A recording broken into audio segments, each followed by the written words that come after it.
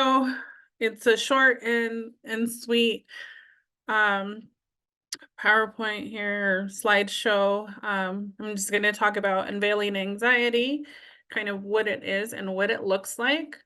So anxiety is a state of emotional discomfort and worry about uncertain outcomes. It is a natural response to stress or danger.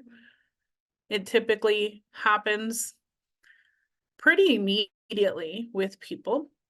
Um, I was trying to make these as interactive as possible, and my 19-year-old actually sent me this GIF, which I thought was pretty hilarious. Your anxiety is calling you. There's different types of anxieties that we experience as individuals. There's a normal type of anxiety and then a disordered anxiety. And in the next few slides, I'm going to go through as to the difference between those. Let's see. So the anxiety range, and this is kind of what makes it normal anxiety versus disordered anxiety. So normal anxiety typically happens when we're driving. When I always use the example of merging onto the highway. You merge on, you put on your brakes to make sure you're not going to hit anyone else, or you accelerate fast enough so you can keep up with traffic so that no one else hits you, and you usually experience some kind of tension in your body. That type of anxiety is that just about right anxiety that sits right here in the green area where this range is. That anxiety helps you discern what is safe and what is not safe, what you need to do immediately to change, to adapt to wherever you're at. It's super helpful for you. But there are times when that anxiety that you feel becomes too much. And that's when it becomes a disordered type of anxiety. The disordered type of anxiety usually feels like this picture does here, where it riddles your body. You feel tension from the top of your head to your toes and inside and outside of your body. It can become debilitating.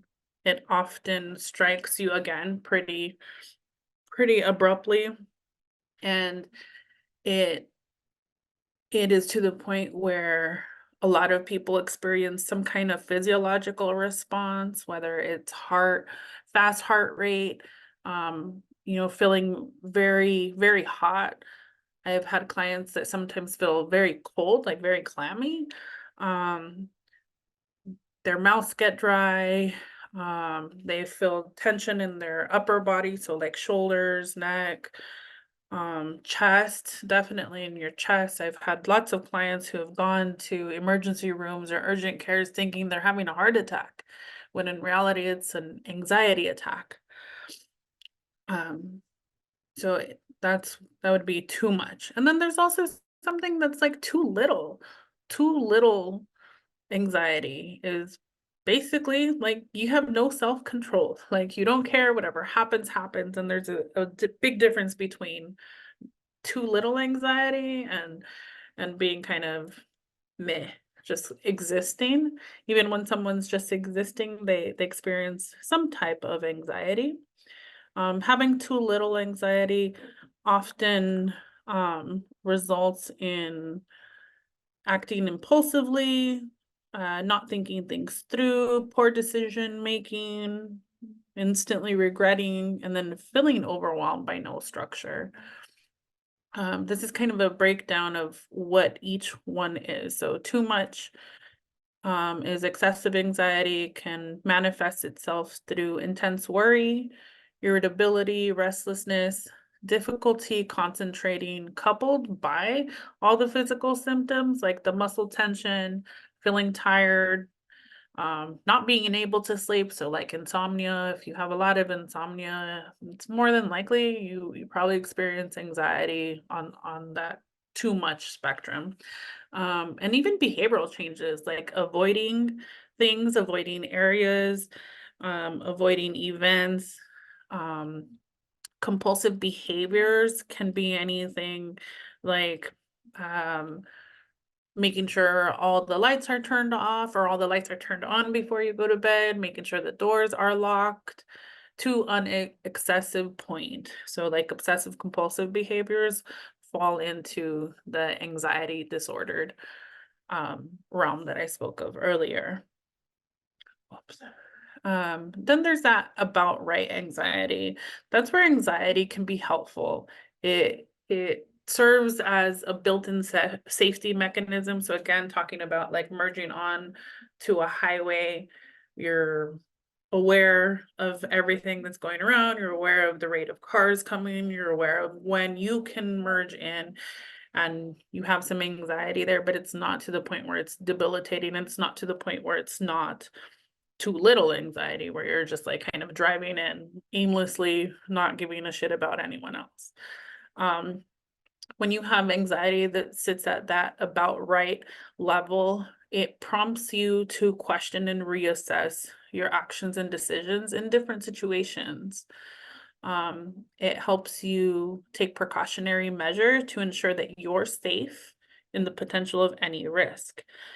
This happens a lot with clients that I have that go out, like go to raves or even go to industry events. Um, Even recently here at UNLV, like college students that go out or go back to campus after what happened a couple weeks ago, they have an about right sense of anxiety.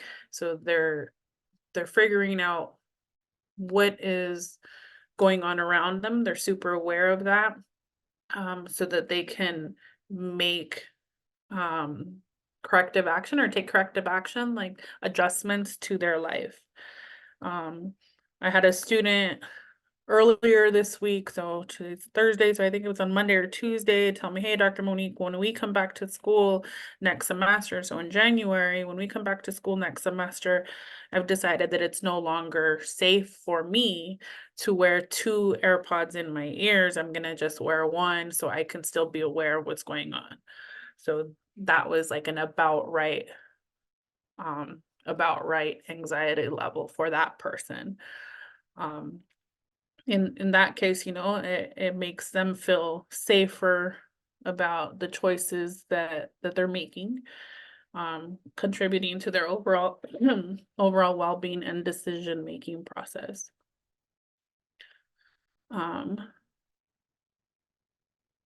This one here, so friend or foe. Anxiety can be one or the other. I know in my personal life, I've experienced both sides of anxiety where it keeps me alert. I'm aware, I'm able to evaluate risk and then make adjustments, like the student I just spoke of. But then on the other side, I've also had it where it's been like persistent and overwhelming and overbearing to the point where like I've had to take a day off or I'm no longer good to see clients that day. Um, I have had clients that have experienced those behavioral changes. Um, actually, it's not a client, it's my little brother when we were younger. He had a lot of OCD behaviors because he was afraid the house was gonna burn down. And so to this day, he makes sure all of the like the knobs on the stove are turned off when if we travel anywhere together and I stay with him in the room and it has like a mini fridge with a microwave, he will unplug the microwave to make sure like nothing can turn on. um and then anxiety also, too much anxiety can also cause intrusive thoughts and cognitive impairment. And intrusive thoughts can be anything like something, like ultra hypervigilance and feeling like your world around you is completely like caving in. um Someone in the comments put, I don't even want to buy a microwave. So yeah, that's a super real thing. was probably a borderline of like an intrusive thought of what could happen if I did buy a microwave. Um, and then cognitive impairment would be to the point that your anxiety takes over where you can't discern, you can't make um appropriate decisions to take care of yourself, to take care of other people, to take care of your pets, to take care of each other. And then it's important to know when to seek help. And like I said earlier, a lot of people go to, I know a lot of people personally, and I think at one point in time, probably when I was a teenager, my parents took me, not to the hospital, but like to their primary care provider. I was about 13 or 14 years old, and I've always struggled with depression and anxiety myself to this day. And I remember they told my mom, "Oh, your daughter has anxiety," and I'm come from a very typical Latina household, Latin household. And my mom was like, "Oh no, she's not crazy." But now as an adult, I've learned that if when we need help is when it impairs our daily functioning, when it interferes with our quality of life.